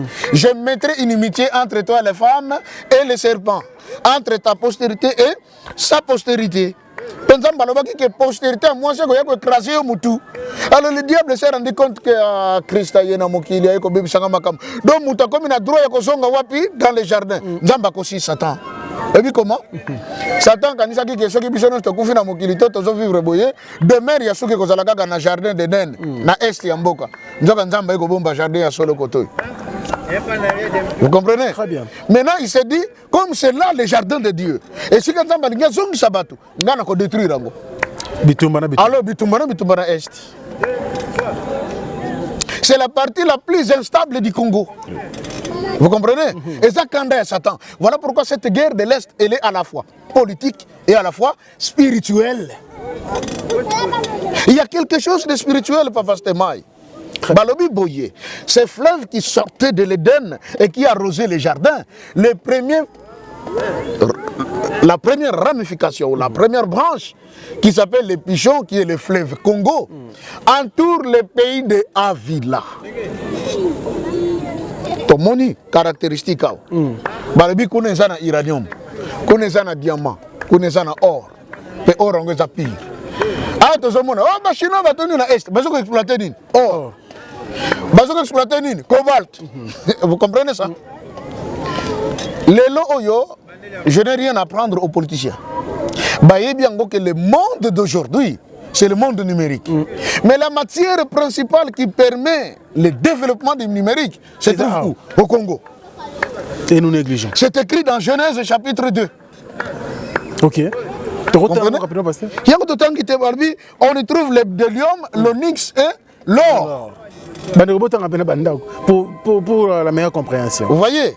Et Balobi maintenant, pour nous aussi d'abord il y a un fleuve Awa. Le nom du quatrième, c'est l'Euphrate. Euphrate, c'est un fleuve qui est en Israël. Euphrate. Et quand on parle de Idékel, c'est le fleuve Tigre. Où est en Syrie. Mais quand on a un fleuve Tigre, où est en Syrie. Aussi fleuve Euphrate, où est en Israël. Aussi le Nil, Bango Nyonso, Bauti na Lualaba, na Katanga. Ouais. Vous voyez? Le Congo, c'est le départ de tout. Chikoyo, Namokana na Ézéchiel, chapitre 47. Ézéchiel chapitre 47, comme dans le premier verset. Ézéchiel a le Biboye, j'étais ravi en esprit. Et voici, je me suis retrouvé dans le paradis de Dieu. Ok? Habitant na komi, nekokuta na se ya trône ya Nzambe, mai moko ezobima. Mais un jour, banako tambola nanga alobi Ézéchiel, tambola to mesurer. Habitant na tie makolo nanga na kata mai, mai wane sugela kinga na ba cheville. Mais elle te mesurer 1000 coudées to poussani, mai et poussani est comme na ba genou. To mesurer sous quelques coudées, mai est comme na loketo. Et yé nanga na kingo, si banango nga nyonso na sanini, na dindi na zoko karisute parce que comme fleuve. Vous voyez? Et il signifie en disant, mai wana est outaki na sud. Et zoko coulé vers le district de l'est. Ok? Maintenant, tant que comme il a est, et il faut tourner dans le plateau. Batanga Ézéchiel 47 de 1, Tiba Kiti Nase. Abi Maïwana est tourné dans le plateau, Simanango est quitté et Mibouaki dans la grande mer. Donc, la même configuration du fleuve du paradis céleste, c'est la même que le paradis terrestre. Le fleuve Congo, sa source se trouve au sud du Congo, à Lualaba. Nalobaki awa mokolo tata ki mbango memaka nga wana en esprit nakuta 2 grenouilles ya minene place source za na sanzete. Ces 2 grenouilles sont 2 anges, 2 esprits qui gardent le mystère du fleuve. Vous voyez? Et bateau basala ka magie ko bem samboka na biso bakena ko bandela kuna ko chabiloko. Le fait président Mobutu toka batemonia ba magicien asala yango pe. Vous voyez? Maintenant balobi ke mai wana est coulé d'abord na district de l'Est, et il y a un plateau, et Kiti, Simonango et Mibouaki dans la Grande Mer. Mais c'est la même configuration, il n'y a même pas discuté. Trop clair. C'est trop clair. Maye longo na lolaba et traverser Katanga et yé na Sud Kivu, yango wana na Maniama et Kiti Bandundu, Congo central, c'est l'océan. Donc bateau bako saka bango que le paradis terrestre et zalaka na Asie, c'est faux, c'est au Congo. Non, c'est trop clair, pasteur. Là, vous voyez, on vous suit. C'est au Congo. On vous suit. Alors maintenant, na longolelo komoko. J'ai un document qui est intitulé La judaïsation du peuple Tutsi. Na document wana bakoma boye ke bande ko na biso ba Tutsi, surtout ya Rwanda ou Uganda ou Burundi. Bazo réclamer Congo comme étant mabele na bango. Parce que balobi eza mabele ya Koko na bango Avila. OK? Et ce Koko Avila azaki na ba lien direct avec Salomon. Et Sika Bango, Babimeli. Je dis ici, dans mon canon, Genèse chapitre 10. Excusez-moi. Je pense qu'il faut autant gango. Oui. Genèse chapitre 10, Bazolo Belalikamboya Avila. Ok. On dit Noé aboti bana. Bana na ya botaki Sem, Cham et Japhet. Maintenant, il y a Cham. Et Kobota mape bana. Cham aboti nani? Cham aboti d'abord comme premier-né, Cana. Ok? Kanana, qui signifie dire au revoir. C'est du Congo. Baye ko traduire en gros na Canaan. Non, Kanana. Premier fils. Ye wana mutaswa ka malédiction. Ya Koko na ye Noé parce que tata na ye nkama amona ki bolumbu ya Koko ya tata na ye. Toloba kango na mikoleleki. Oui. Il a eu un second fils qui s'appelait Minsala, Misraïm. Et il y avait un Poutou qui est devenu Poutou, donc la Libye actuelle. Et Misraïm, c'est lui qui a bâti l'Égypte. Et puis il y avait un Koussou qui est Kouch. Ok? L'Afrique centrale, l'Éthiopie. Maintenant, Kouch a boti pe bana. Nkoussou a boti bana. Bana na ye a boti Sabta, Saba, Deda, Avila, Rema. Vous voyez? Très bien. Avila. Maintenant, Avila, au besoin de Genèse chapitre 2. Que le pays de Avila où se trouve l'or, les diamants et tout, c'est la République démocratique du Congo. L'homme qui est venu y habiter après le départ, il y a Bakoko Nabiso Adana Ève, c'est Avila de la postérité de Kama. Ces enfants sont ceux-là que nous appelons aujourd'hui les pygmées. Sérieux? Ces peuples primitifs ont pour ancêtre Avila. Mwana Yatata Nkoussou. Vous voyez? C'est le premier Avila mentionné dans la Bible. C'est lui qui habitait l'Afrique, particulièrement l'Afrique centrale, le Congo. Tandis que Koko Nabiso Abayami, qui est devenu Abraham. Parce que quand on dit Abraham, ça signifie Abraham, qui signifie le père du dieu Ra. Donc un dieu égyptien. Alors, Abayami avait pour femme légitime Mama Sarah. Parce que la Bible a été traduite en tout. Mama Sarah n'a koko Abayami, babana ko botate. To une histoire. Très bien. Alors, nandenge Mama Sarah tali mobali tozana ye to comme na bomengo belé bibwele belé tozala biloko ndenge na ndenge mais makambo zo simbate toki maki en Égypte kuna pe tokei to ko zonga ko pambola mabapesi biso ba or bapesi biso ba argent bapesi biso biloko ndenge na ndenge sikoyo bomengo nyo sekotika le pa ya nani motema ya Koko sale suki alobi na Koko na biso baya mais alobi zwa mwana na biso musala bobota mwana parce que na tango na loi ezalaka mwana ya musala soka boti na patron mwana na ye aza mwana ya kolonda donc ya mama Sarah. C'est ainsi que maman na biso Agar baye ko bota na Koko na biso Abraham baboti mwana na kombo ya nani Ishmael ndenge basolo balelo. OK? Donc Ismaël. Tango mama Agar azwaka Zemi. Omoni basi ne bazalaka. Jeune fille ya komi na Zemi. Ala komo mona la siko patron na ina ndako. Omela milangi. Bota kasi batale ozo chaka munoko pamba munoko kaka ko pesa ba ordre. Ngati ko na Zemi ngana ko bota. Querelle kotaki entre mama Sarah na Agar. Agar na kosona na akima kanano.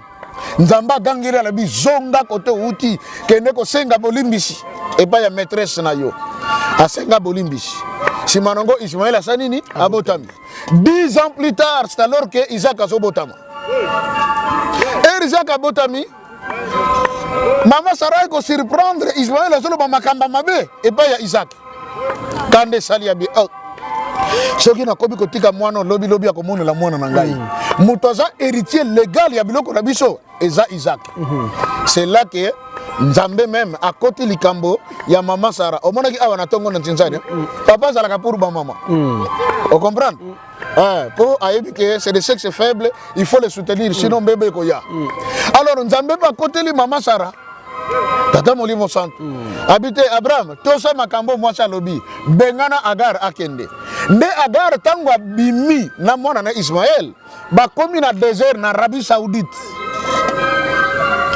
ba komi na désert tellement désert réchauffé nzete ya kopema ezate mai bazalaki nango pe esili alors Ismaël alembi alinya kufa Sarah atali amoni nzete moko babengi buso ebotama basende azwi mwana ke ko bombe wana lobi ope mata awa ya kimi mutsika po azotala mwana alinya kufa na kolela na ye nzamba yoki aye alobi Agar ozolela po nani abi mwana nanga alinya kufa mai ya komela ezate nzamba lobi te tala na sima na yo Agar tala na sima boye nini bimi source ya mai gloire à Dieu parce que makambo ngata na lobaka ngo bato te pasteur Joseph pe azoko exagérer biloko mususu mais lelo yo moko matoi na yo témoin papa Simon ki mangenga na alobi na biso polele ke mai wana oyo bimaka ezaka ka mai te na pétrole na mazout na essence na kérosène nous c'est nini ebimi barabe bakomaka bariche te parce que baza descendance ya nani ya Abraham muto azala alliance na Nzambe.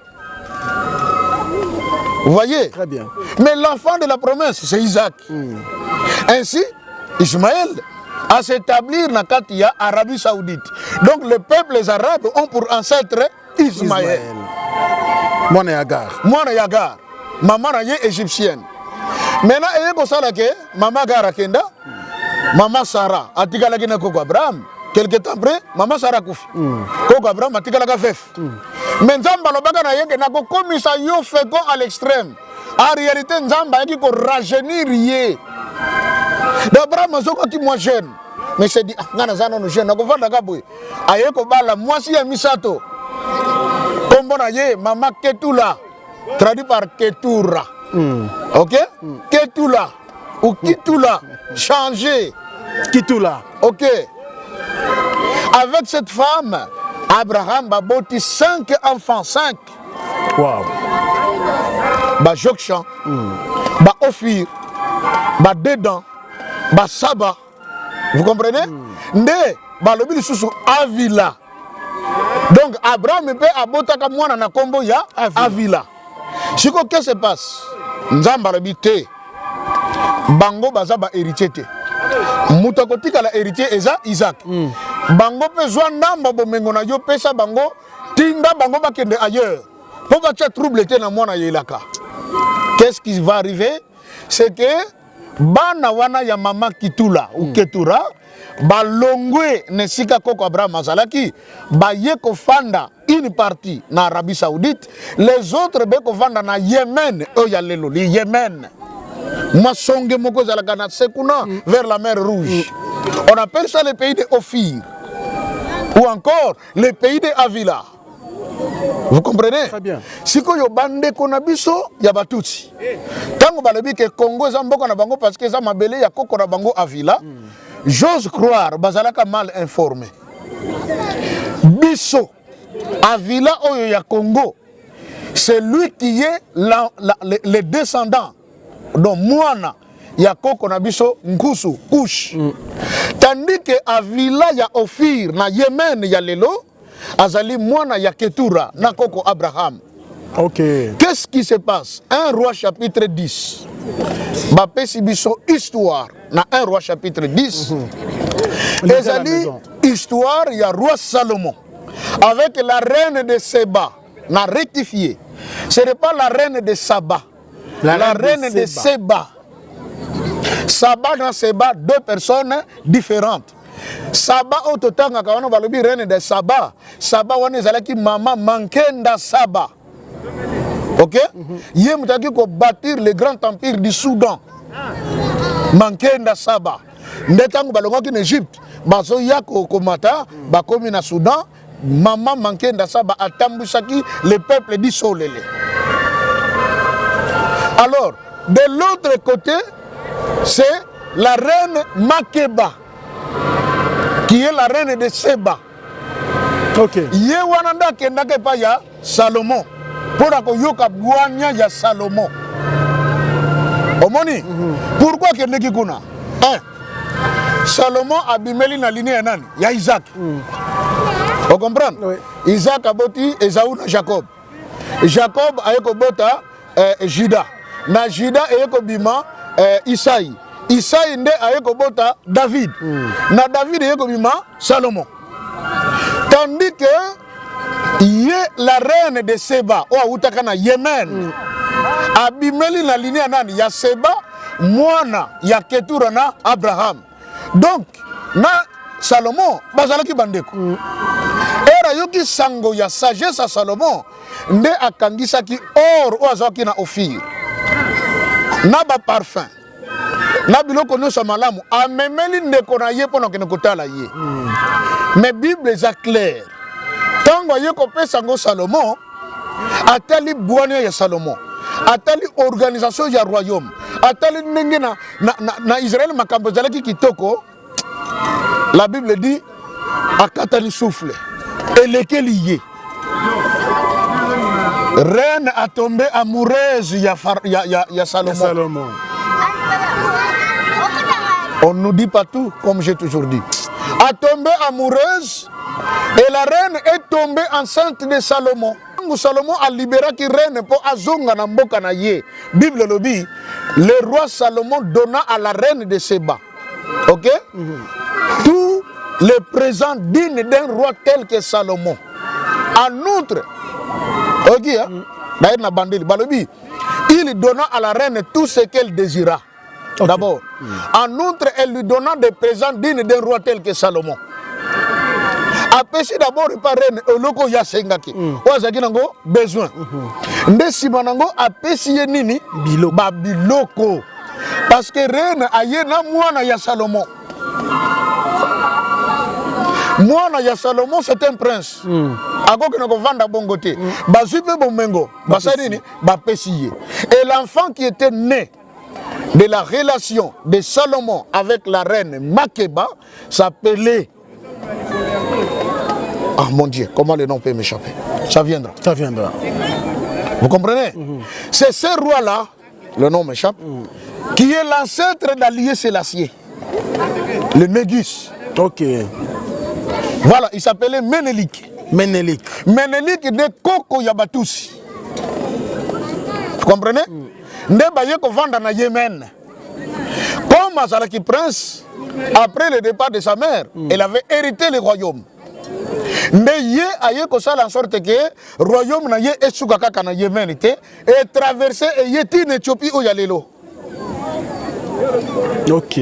C'est comme ça que son peuple avait la facilité de quitter le Yémen pour venir se retrouver jusqu'où? En Éthiopie, en Érythrée. Tandis que Érythrée dans le passé ici, récent, ils ont pays, ils ont une partie de l'Éthiopie. Vous comprenez? Oui. C'est ce peuple-là, Vanda, peuple autochtone de l'Éthiopie, desquels se trouvait Mengistu. Mengistu, tant qu'on a dit que Batumongo Bayake Panabiso, mais Bazo domine Biso trop. Alinga qui lui sauté, ne ayaki ko la révolution en Éthiopie, il y a qu'on renversé Allié Sélassié. Et Akimelaki na Zimbabwe, Mengistu. Et c'était la fin de la dynastie. Il y a Salomon, na niveau il y a Éthiopie. Vous comprenez? Les peuples, tant babandi ko zala un peu massacré, ça ne tenait pas. Babandi ko kima. C'est la raison pour laquelle le peuple Tutsi va quitter cette partie pour se retrouver les uns en Ouganda, les autres au Rwanda, les autres au Burundi, ainsi de suite. C'est en Afrique du Sud. Vous voyez? Mais bayena mutu na bango ke bazana histoire koko na bango moko kombo na ye Avila. Or Avila o ya bango azali mwana ya Abraham na Ketura, mais Avila ya Congo azali mwana ya Kush, différent. C'est là que maintenant dans Genèse chapitre 2 on dit les jardins d'Éden se trouvent dans le pays de Avila, en Afrique centrale. Ah ouais. Vous comprenez? Et Ézéchiel a fait signification claire et nette. Abi fleuve on attend ebimi et ça dit contour nango tie comme boaka dans la grande mer. C'est ça le parcours même du fleuve Congo. Très clair. C'est très clair. C'est ici le paradis. Yangwana Nzambe. Atale le bité. Ce qui nga appelle ça qui message dans Ézéchiel que bato bakoki ko négliger le faible commencement. Est-ce que pour Nzambe Congo ça faible commencement? Non. Non. Non. C'est le commencement de Dieu sur la terre. Vous comprenez? Nzamba le bifo na que récupérer ma belé nanga wana. Na que récupérer mon kili nanga wana. Ce qui otangi mokanda ya Enoch. Je crois le chapitre 25 et le chapitre 26 qui n'est pas dans notre Bible. Enoch a le biboye. Quand l'Éternel quittera les cieux pour faire sa demeure avec les hommes sur la terre, il viendra se placer au centre du monde. Oyoki? Arbi akoya kovana na centre ya mokili. Mais place ngo po boye bake yango ezala bangomba misato. Bangomba boni misato. Arbi ngomba ya liboso esika nzamba kovanda. Esika trône na ye ekozala, banzete ekozala na ngomba wana ekauka te. Awo kuti nzeta okauka? Non. Alabi ngomba wana soko kiti na sena yango ogena kokuta mai ezakuna mai ya bomoi. Mai ya sima. Alabi soko kiti na ngambo mosusu eza na vallée. Vallée wana ogena kokuta bato bazakuna en prison o babana ko blasphémer contre Nzambe. Mais soko mati na ngomba wana ogena kokuta monument ya Nzambe kozala kuna. Le monument de Dieu c'est le Mintinu. La vallée où se trouve ceux qui blasphèment contre Dieu, dans la première poste de Chica Bapesa qui sont Mateya. Ceux qui t'attendent, mon santa fungolio, miso papa stemai, au komona batu bazakuna enchaîné, au bafinga kanzambe, si bakufi mena bazan en prison. Enoch avait tout vu. Yango mindele bazaki ba livre na ba bombi, ba biso ki to tiki yango, ba congolais ba komiyeba, ba noir ba komiyeba. C'est ici la demeure de Dieu. Et puis à l'objet, la troisième ngomba. Et si kango, ezape na elembo yanzambe. Mais troisième ngomba, ezangombe kinchuka. Ni nezakuna comme elembo yanzambe. La résidence de Dieu. Et puis à l'objet, vallée où ezali entre la première et la deuxième montagne. Na senango kuna ezana libanga moko munene. Libanga wana ababenga kango kumba. Yango babuka ka etongi Yerusalem. C'est biblique. Enoch avait tout vu. Vous voyez? C'est ici le centre, c'est ici la demeure de Dieu le Père, le Fils et le Saint-Esprit. Batubatika ko se pavané. Yango tata kimbango azalaka clair. Alobaki tokotika la lingomba moko. Bokonzi ya l'État moko. Lokota pe kolobakaka moko. Vous voyez papa Stéman? Sikol. Nzamba poli awa. Nalobaki loko moko. Pourquoi tata Simon Kimbangu fallait que nous soyons à la prison à Katanga? Voilà. Vous comprenez? Question Oyo Bandeko. Un jour, papa Simon a tourné na Katia rencontre. Un mardi. Ba rencontre, on a papa comment on vient à l'université. Azalaka ceux qui te yé. Moi, va communiquer personne. Banini, papa, sur micro, à l'objet. Bon, na tuni mutuna. Allez, boya ko répondre. A toute la question. Pour Nanini Tata Simon Kimbangu, il fallait que nous soyons à la prison à Katanga et nulle part ailleurs. Nalobaki que ce n'était pas les Belges qui avaient décidé que papa Simon soit à la prison à Katanga, mais c'était sa propre volonté. C'était pourquoi? Ça a été avec un but bien déterminé. Lequel? Papa Simon Kimbangu a botami awa nankamba Yelusele biasik. Dès qu'on a vu ce camionnette Mbola, on a pêché Mbote. Camionnette Mbola. La cité du fumier. Or, si le fumier il y a bien. C'est bien. Vous comprenez? Comme les cité du fumier, et bon Nzambe.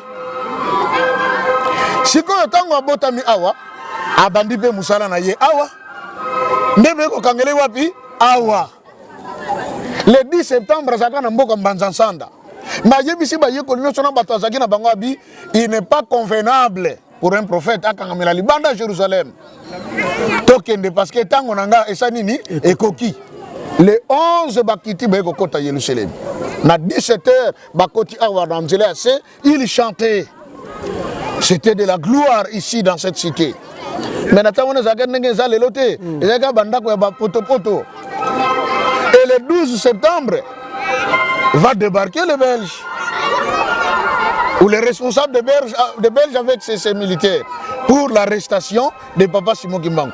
Et chose étonnante, Papa Stemai, Bazo Kanga Papa Simon, le 12 septembre, le jour de sa naissance, de mon anniversaire, il y a des jours Bazo Kangaye. Comprenez? Maintenant, Bakangiye, décision wapi, direction Mbanzangungu. Déjà Makamba. Le 3 octobre 1921, on décide que Papa Simon doit maintenant faire une prison à vie au lieu que Babo Maye. Mais Balobi, prison on a fait que nous allons na Katanga. Ndeko Congolais fungola na no matoi. Bakangi Tata Simon Kimbangu na Nkamba. Et si bakelaka Adam. Et si eye ko bimela Nzambe Tata mwana pe moli musantu. Bakere na Mbanzangungu. Mais direction wapi Katanga. Pona nini bachake kaka na avion te mbala moko bakiti na Katanga. Bachake na train. Dans le version alingakango Proverbe 25 verset 2. La gloire de Dieu c'est de cacher des choses. Nzamba bomba kabakam. Bakoka ko tchaka kaka na avion direct Katanga 2 heures du temps kaka akomi. Donc ceux qui bachaka le 4 ou le 5 octobre. Donc le même jour à 2 heures du temps Papa Simon Zana Katanga. Mais à celle-ci bango tour ya Congo. Yewana na bateau. Bandundu. Équateur. Province orientale. Vous comprenez? Bakitire kona Baituri ya Yeyo Goma. Yewana Maniema Sud Kivu bongo soko mona Katanga. Tomi torona. Est-ce que Babelge Babelaka bazaka ma yele te babano comprendre te. Ba vieux pesanga kate. Ba vieux pesanga kate. La preuve tango Rwanda bango bakangaki ye ba yaki na avion. Vous comprenez? Papa Simon fait ce tour-là avec donc ezalaki na tina otolo bango. Na tina. Azolanda kaka fleuve.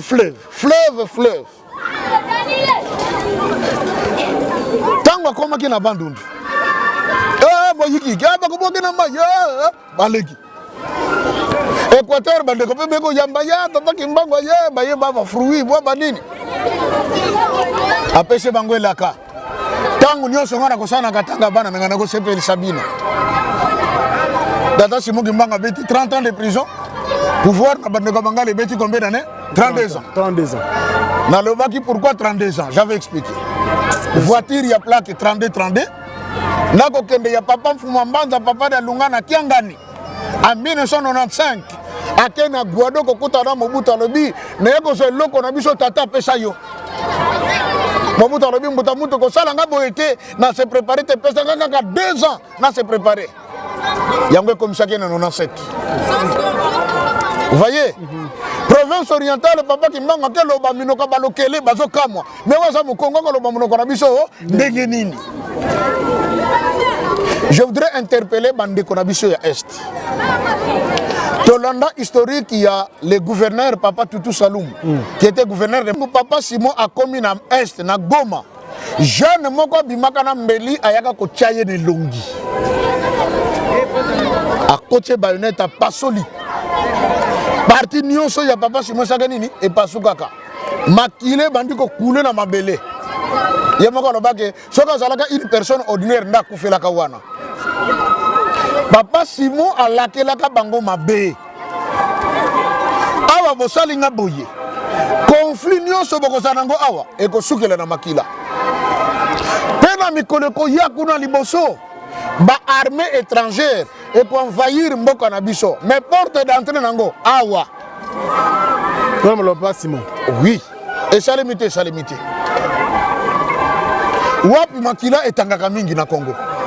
yango na kamonazoli bato senga bolimbisi ezaka te parce que tobetaki papa dangue na mabanga il y a tellement de choses il faut que le pays sort de la malédiction parce que biso ba Congolais to vivre aisément normalement parce que pouvoir à diriger le monde comme ici na maboko na biso tant on a biso koki toza au-dessus des Américains maintenant là voyez au-dessus des Chinois tolandinga na yo na tongo na Chine bapesi loi mutu moko go futela susu ndako soka za mutu mwindu azate soka futela ndako garantie soka sili abima pasa nini azonge pana bango on ne veut plus de noirs eza kanda parce que babi ke makambo biso to salaka et c'est qui mi biso combien pana bango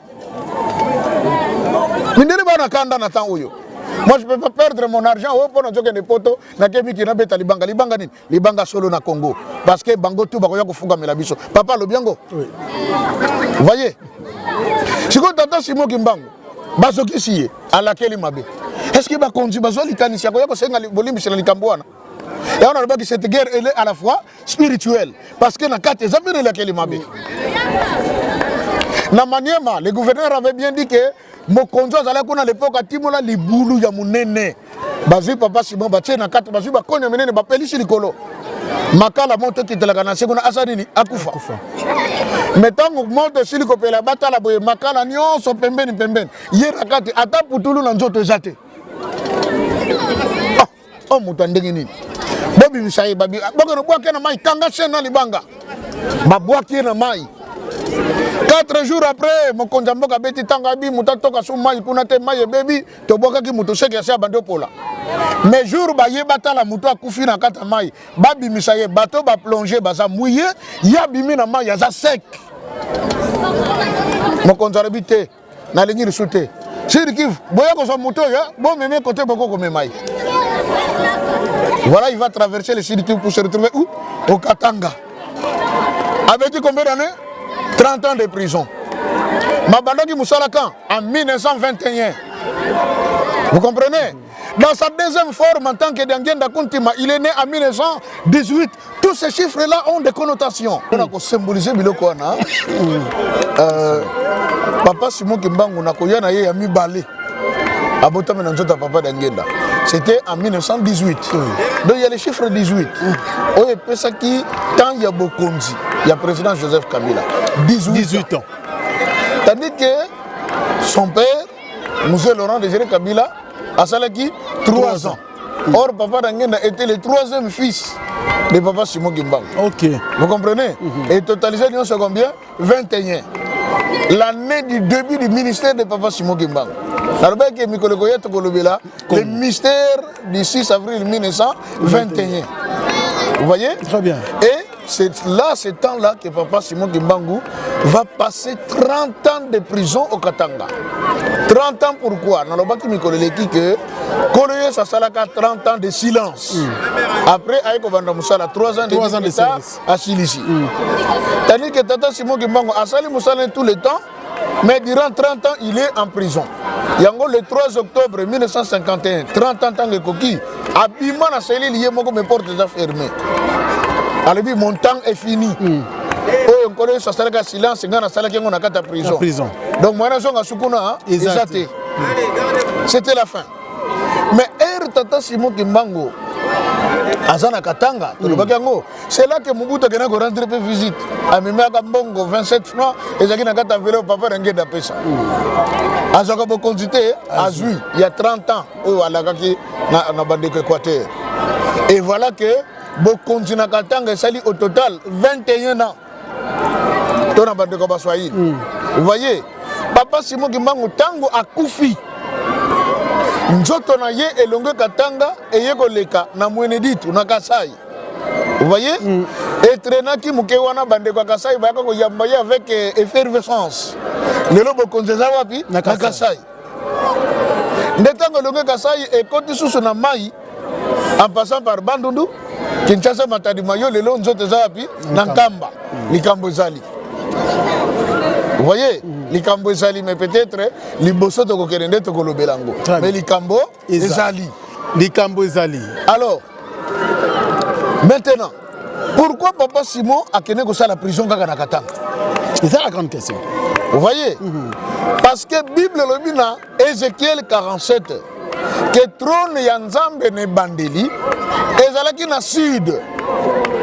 Na se ya trône nezobi ma fleuve mai. Ozo ko arroser les jardins de Dieu.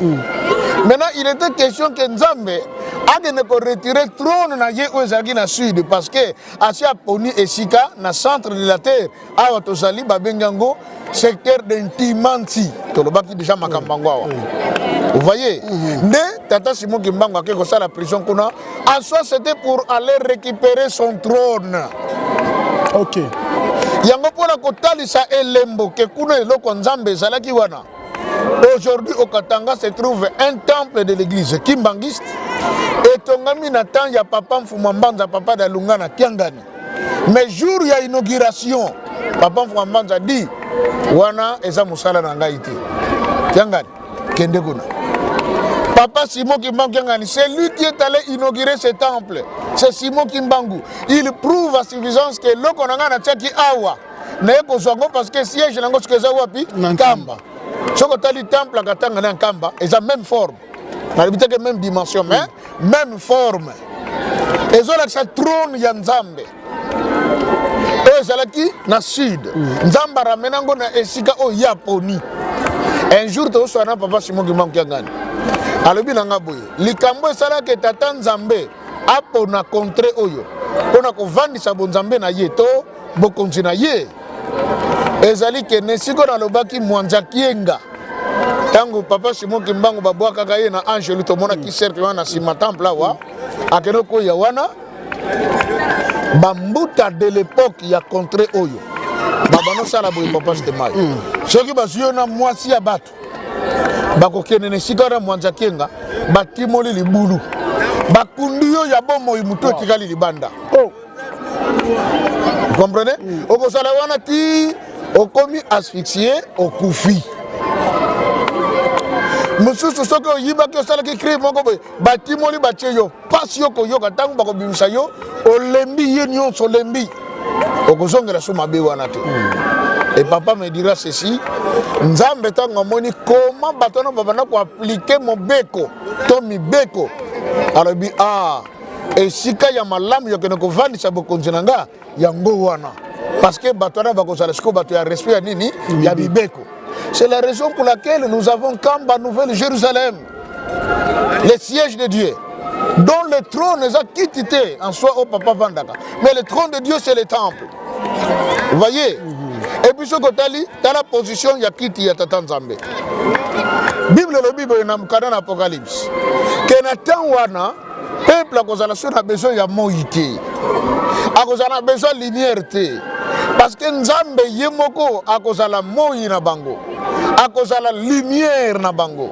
Or, chaque jour le matin, à 6h du matin, juste qu'il te ébandi dans Kamba, papa Simon Kimbangu na sadini à côté. Sikoyo nazo memo na position moko. Tozalaki na kati. Dans la place quitte ya papa Simon Zali. La temple.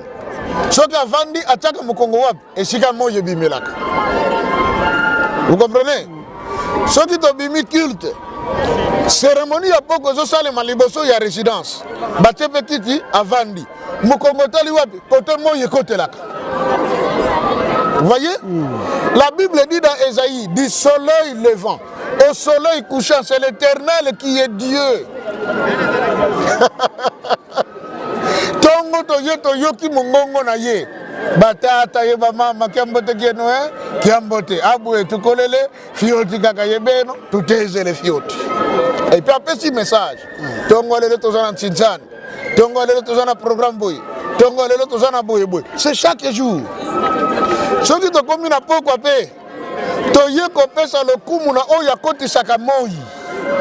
Vous voyez, avant de quitter mon Congo, tali côté moye kotaka. Ce qui te commis, te pesi honneur, Ntinsani et Salemi, Nasuka Soka Sirisi, le Ndakiambote, Yinge Tata Fumalongo. Alpha, Oméga, il y a chaque jour. Pasteur, nous sommes obligés de citer. Parce que Marambo, tant au Bandarango, ils allaient éventuellement qui toko mais ko silisa Oui. toko ko ane ko silisa te na bande watala ka biso mais bokati pona nini mais c'est la télé c'est le temps. OK. Chaque chose a son temps. Tout ce qui va nous ba ko sala misala mususu ba qui passe pas belé mais ce qui est sûr tu passeras très bon moment ensemble. Koyoka mateya oyo koyoka ba révélation parce que mingi ba trop en question c'est pas ça je dois faire aussi mbaka rapena na tout abatu oui ça rapena mutu ali a rapé dans ça pena mutu donc voilà aux alliés vraiment mutu songa biso mingi merci na makambo yo je crois bandeko belé ba témoigner de même awa na nkamba ba témoignage ils ont continué ko kwea bandeko belé ba vraiment na esengo mingi alors ba bazo sunga biso surtout papa Douda merci beaucoup parce que ça musique na Kinshasa na tout le temps ana biso en téléphone merci et même ana nkamba ndeko kuti awa maman Francine ozo laisser biso bilé kitoko merci beaucoup en tout cas na mon koto restaurant na biso na mon koto vraiment merci bandeko nyoso awa na nkamba na kei na bino kitoko on sent que on est chez soi mbali boso neti mbali boso te ba yebi déjà aux à l'aise en tout cas merci na bakimbangista nyoso basé éparpillé à travers le monde bino pe ba oyo bozo kanisa ngo eza neti blague biso aussi toye donc ça prouve que tout est quelque part tout ça okenda pe quelque part. Exactement. Alors ne tardez plus beaucoup de nakati ya train to kenda ilongo po ko sala biso bien mingi.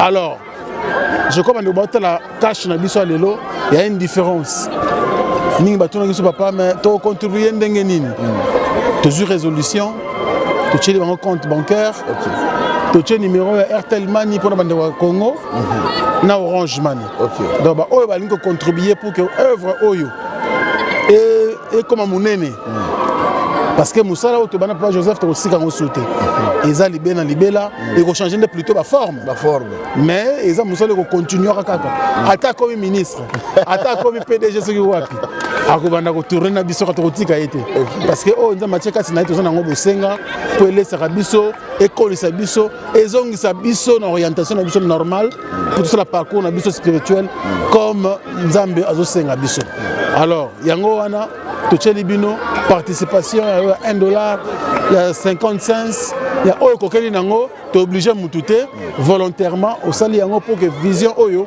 et que ne musika. Sur ces alliés à chaîne à télévision, la chaîne à radio. Tout ça là yango pour le programme eza ebele. Mais na YouTube on te sait non ezati. Lobby per mamu to za koloba oyo minele pe pas se pelate. Ba pas bloquer chaîne YouTube. Donc bon il y aura besoin de sauter. Alors il faut toujours la précaution déjà libérer pour que toi qui dans le papa avant prière na tigelo maloba suka tout aussi ça. Likamnana lobaka lelo papa c'était maïza que nazo consister que le baba congolais te tika kola la pongi parce que c'est notre temps. Comme c'est notre temps, il faut tous avoir conscience que baketango ezali ya biso et nous devons diriger le monde. Nzembo moko eza na 4 églises. Kombo to titre ya Nzembo ezali faites-moi confiance. Alors Nzembo on a papa c'était moi j'ai compris une chose. Ezali que le 10 septembre 1921 papa Simon Kimbangu lobi l'homme noir deviendra blanc et blanc deviendra noir.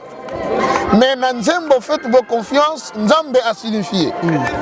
Papa Simon Kimbangu ngani azolo bana Nzembo lobi oh Kimbangiste, faites-moi confiance parce que vous dirigerez le monde dans tous les domaines. Nabuko Nazoko Mawana, c'est écrit.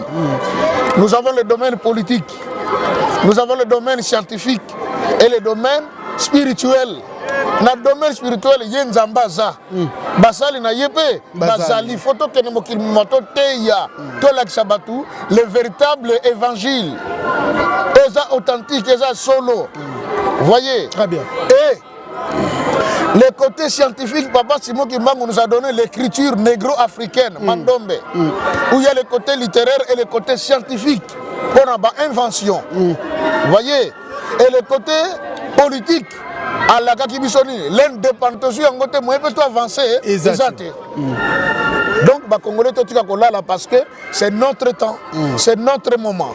Faites-moi confiance, vous dirigerez le monde dans tous les domaines. Noir deviendra blanc et blanc deviendra noir. Le Congo, c'est le pays de l'Éden où se trouve le paradis terrestre qui a été créé par Dieu. Nana Baxelo, comment papa Stemai. Nzambe pour alexaka zalaka jardinier ye muta salaka jardin. Na Jean chapitre 20 kolostango asekui.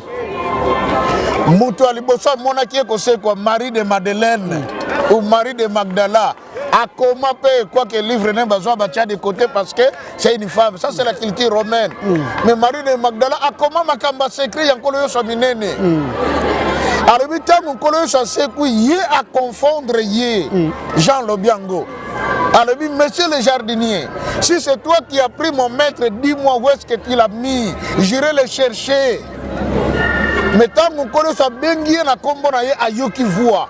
Alors bien, Seigneur, mais quand nous sommes jardinier, mais jardinier a la costume, tu pas parce que mal. Donc ça mettons à l'on a qui jardin à la qui tenir à banani, il y a jardinier. Mon sali bilanga, Koreyo s'a prouvé yango. Ora le baki moi et mon père nous sommes un. Je crois que mbangu na bubu na liputa. Mais c'est la tenue d'un jardinier.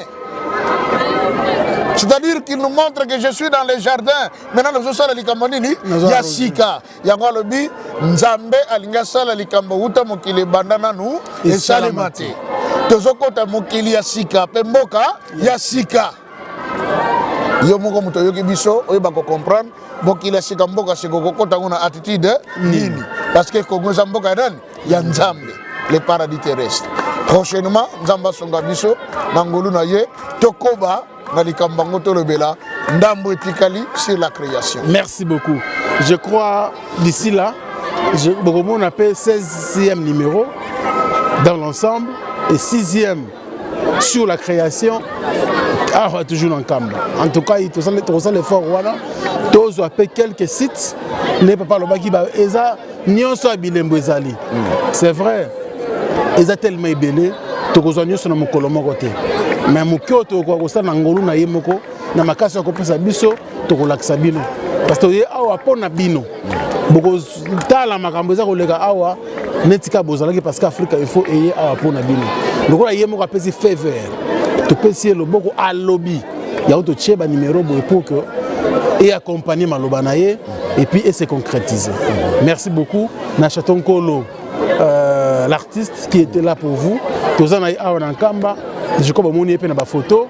Donc tous vraiment ensemble. Nzamba Zanabiso et Longo. Et puis tout ce qui m'a donné pasteur pour la prière à la culture. Tout bon dé. Na kombo ya tata ya mwana pe molimo centre. Tata Nzambe qui se le Charles Daniel. Kolo na biso Yesu Kristo de longa na tianga ni Salomon. Tata molimo centre d'angenda kultima Joseph. Bino basata boule kat na tata Simon Kimbangu kiangani Nzambe molimo centre. Totondi obotondi pona mokolo kitoko yo pesa kibiso.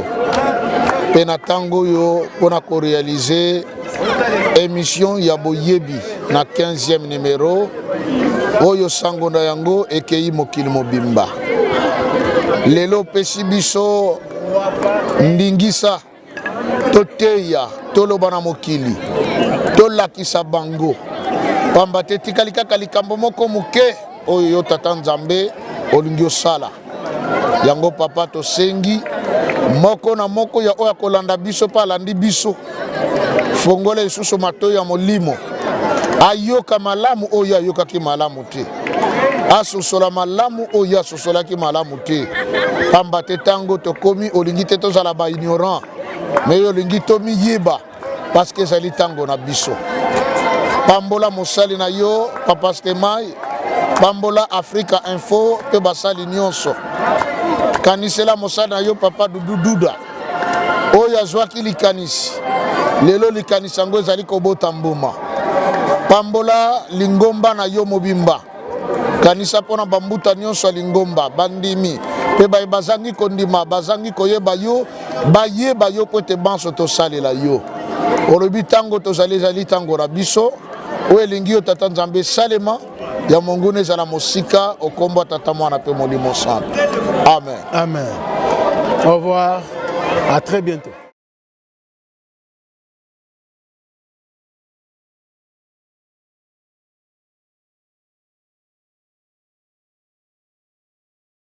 Bana Guine, Bana Dar es Salaam, Bana Poto, bana mokili mobimba site ase moko Afrique Info avec Frank Stemai Kiandankala twende X-Bass